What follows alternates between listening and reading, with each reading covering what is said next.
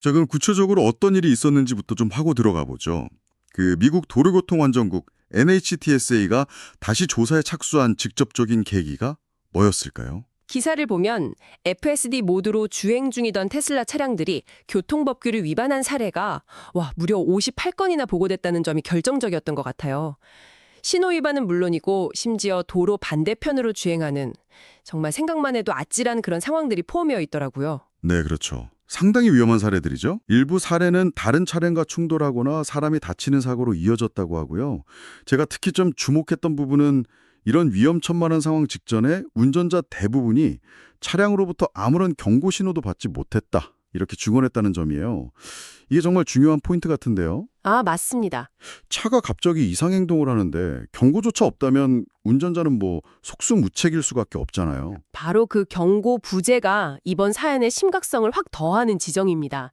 단순 오작동이라면 그래도 시스템이 문제를 인지하고 경고라도 보냈을 텐데 경고 없이 갑자기 신호를 위반하거나 역주행을 한다. 이건 시스템이 자신의 행동을 정상이라고 판단했을 가능성을 시사하거든요. 이건 뭐랄까 기술적 결함 수준을 넘어서는 거죠. 시스템의 예측 불가능성, 더 나아가서는 설계 철학 자체에 대한 근본적인 의문을 제기하는 겁니다. 마치 자동차의 브레이크가 고장난 게 아니라 차 자체가 위험한 상황을 전혀 인지하지 못하는 것과 비슷하다고 할까요? 운전자 입장에선 정말 신뢰하기 어려운 상황이죠. 조사의 범위도 엄청나던데요. 대상 차량이 무려 288만 대가 넘는다고 하죠. 네, 288만 대요.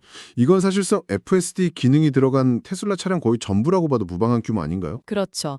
거의 모든 FSD 장착 차량이 대상이라는 건 NHTSA가 이게 특정 연식이나 모델의 문제가 아니다. FSD 시스템 자체의 잠재적 위험성을 아주 폭넓게 들여다보겠다는 의지를 보여주는 겁니다. 그 보고된 58건의 사례가 어쩌면 빙산의 일각일 수 있다는 그런 우려가 깔려 있는 거죠. 여기서 FSD에 대해서 잠시 짚고 넘어가야 할 것 같아요. 많은 분들이 완전 자율주행이라고 하면 그냥 운전자가 아무것도 안 해도 되는 그런 수준을 떠올리기 쉬운데 실제로는 좀 다르잖아요. 네, 그 부분이 아주 중요합니다. 네, 맞아요. 현재 대부분의 테슬라 차량에 탑재된 FSD는 공식적으로 완전 자율주행 감독 필요 버전입니다. 이게 미국 자동차 공학회 SA 기준으로 보면 레벨 2 수준의 운전자 보조 시스템에 해당하죠. 그렇죠. 레벨 2. 이게 왜 중요하냐면 레벨 2는 운전자가 항상 전방을 주시하고 언제든 운전대를 잡을 준비를 해야 한다는 의미거든요. 시스템이 조향이나 가감속을 보조하지만 모든 돌발 상황에 대처할 수는 없기 때문입니다. 그러니까 테슬라와 일론 머스크가 궁극적으로 약속하는 정말 손 놓고 발 떼도 되는 그런 레벨 4나 레벨 5 수준의 자율주행하고는 아직 거리가 꽤 있는 거죠. 바로 그 지점입니다. 완전 자율주행이라는 그 이름과 실제 운전자 보조 기능 사이의 간극. 이게 계속해서 논란의 중심에 서는 이유예요. 이 명칭 자체가 운전자나 일반 대중에게 기술의 능력을 실제보다 훨씬 높게 인식하게 만들 위험이 크다는 거죠. 뭐랄까 마치 비행기의 자동 조종 장치라고 해서 조종사가 그냥 잠을 자도 되는 게 아닌 것처럼요. 규제 당국은 이런 용어가 운전자의 주의를 분산시키고 시스템을 과신하게 만들어서 오히려 사고 위험을 높일 수 있다, 이렇게 보는 겁니다. 마케팅 용어와 기술적 현실 사이의 아슬아슬한 줄타기인데 이게 또 안전 문제와 직결되다 보니까 규제 당국이 민감하게 반응할 수밖에 없는 거죠. 그러고 보니 이번 조사가 처음이 아니잖아요. NHTSA가 테슬라의 운전자 보조 기술을 조사한 게 여러 번 있었던 걸로 기억하는데요. 네, 맞습니다. 정말 여러 번 있었죠. 네, 맞아요. 마치 연례 행사처럼 느껴질 정도인데요. 과거에도 FSD나 오토파일럿 관련해서 사망사고나 부상사고에 대한 조사가 여러 차례 있었죠. 네, 그랬었죠. 또 그 주차장에서 차를 호출하는 서먼 기능 있잖아요.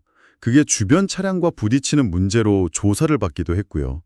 편리함 이면에 숨겨진 위험 요소들이 계속 드러나는 그런 형국입니다. 네, 서먼 기능 문제도 있었고요. 작년에도 안개 같은 이렇게 시야 확보가 어려운 악천후 상황에서 발생한 충돌 사고, 심지어 보행자 사망 사고까지 포함된 그런 사례들 때문에 240만 대라는 대규모 조사가 시작됐었죠. 네, 240만 대. 엄청난 규모였죠. 게다가 지난 8월에는 또 다른 문제가 불거졌는데 테슬라가 사고 발생 사실을 규정대로 신속하게 보고하지 않았다, 이런 의혹으로 조사가 착수되기도 했습니다.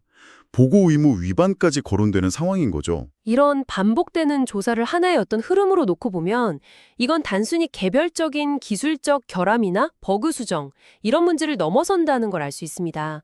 테슬라라는 기업의 안전 문화 전반, 그리고 투명성, 또 규제 당국의 요구에 대한 대응 방식 이런 것들에 대한 근본적인 질문으로 이어지는 거죠.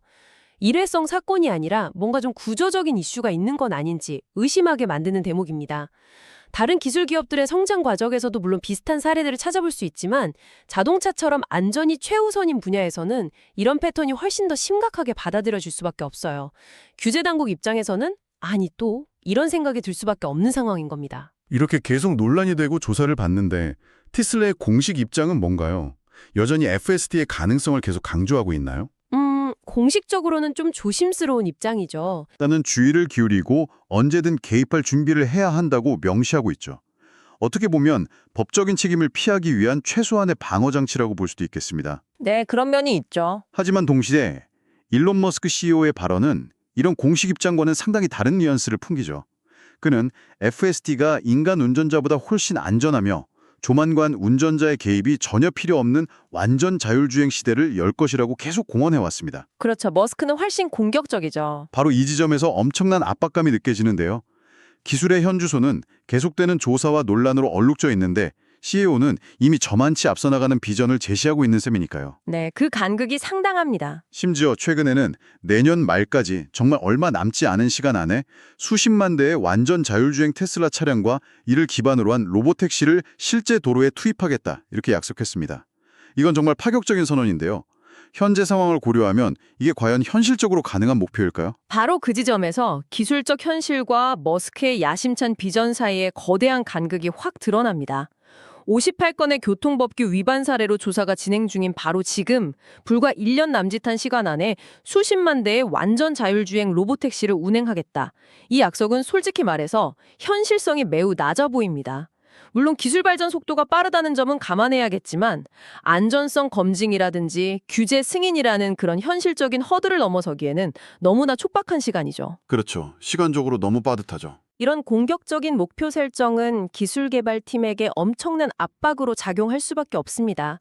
속도에 쫓겨서 안전성 검증을 충분히 하지 못할 위험, 혹은 뭐랄까 미완성된 기술을 서둘러 출시하려는 유혹에 빠질 위험을 내포하고 있죠. 여기서 중요한 질문이 나옵니다. 기술 혁신의 속도와 사회가 수용 가능한 수준의 안전 확보 사이에서 우리는 과연 어디에 무게를 두어야 할까요? 머스크의 비전은 분명 매력적이지만 그 과정에서 발생할 수 있는 위험을 관가해서는 안 될 것입니다. 자칫하면 혁신이 아니라 재앙으로 이어질 수도 있으니까요. 역시 시장도 이런 우려를 반영하는 것 같군요. 기사가 나온 날 테슬라 주가가 1.4% 하락했다고 하니 투자자들도 이 문제를 가볍게 보지 않는다는 신호겠죠? 네, 시장은 민감하게 반응하죠. 자, 그럼 오늘 나눈 이야기들을 한번 정리해 볼까요? 청취자 여러분께 이 모든 상황이 무엇을 의미하는지 명확하게 전달하는 게 중요할 것 같습니다. NHTSA의 이번 조사는 테슬라 FSD 기술의 안전성과 신뢰성에 대한 의문이 여전히 해소되지 않았음을 분명히 보여줍니다. 네, 그렇습니다. 그리고 핵심은 완전 자율주행이라는 이름이 주는 기대와 실제 기술 수준 사이의 그 간극, 그리고 반복되는 사고와 조사에도 불구하고 더 빠른 상용화를 약속하는 비전 사이에 어떤 긴장 관계에 있는 것 같습니다. 기술은 발전하고 있지만 그 과정이 순탄하지만은 않다는 거죠. 맞습니다. 그리고 이 문제는 테슬라만의 이슈가 아니라 자율주행 기술을 개발하는 모든 기업, 나아가 이 기술을 받아들여야 하는 우리 사회 전체에 시사하는 바가 큽니다. 이번 조사를 계기로 자율주행 기술에 대한 규제가 강화될 가능성도 배제할 수 없어요. 기술의 강화 가능성도 있겠네요. 또의 편리함을 위해 어느 정도의 위험을 감수할 수 있으신가요? 기술이 제공하는 편리함과 안전이라는 가치 사이에서 당신의 기준은 어디에 있습니까? 오늘 저희는 청취자께서 공유해 주신 기사를 바탕으로 테슬라 FSD 기술에 대한 NHTSA의 새로운 조사를 깊이 있게 파헤쳐 봤습니다. 핵심은 이 기술이 여전히 진행 중인 상태이며 안전과 신뢰성에 대한 질문이 끊임없이 제기되고 있다는 사실인 것 같습니다. 기술이 우리에게 약속하는 미래와 현재 발딛고 있는 현실 사이의 그 차이를 냉철하게 인식하는 것이 중요해 보입니다. 네, 마지막으로 앞으로 우리가 함께 고민해봐야 할 질문을 하나 던지면서 마무리하고 싶습니다. 자율주행 기술이 점점 더 발전하면서 우리는 안전의 기준을 어디에 두어야 할까요? 지금의 인간 운전자보다 통계적으로 조금 더 안전하다는 수준에서 만족해야 할까요? 아니면 인간의 실수 가능성을 거의 완벽하게 제거한 아주 높은 수준의 안전성을 요구해야 할까요? 그리고 만약 사고가 발생했을 때 그 책임은 최종적으로 누구에게 물어야 할까요? 제조사일까요? 소프트웨어 개발자? 아니면 감독 의무를 다하지 못한 운전자일까요? 이 질문들에 대한 사회적 합의를 만들어 나가는 과정이 앞으로 자율주행 기술의 미래를 결정짓는 중요한 열쇠가 될 것입니다. 오늘 저희와 함께 깊이 파고들어 주셔서 감사합니다. 다음에 더 흥미로운 정보와 분석구로 다시 찾아뵙겠습니다.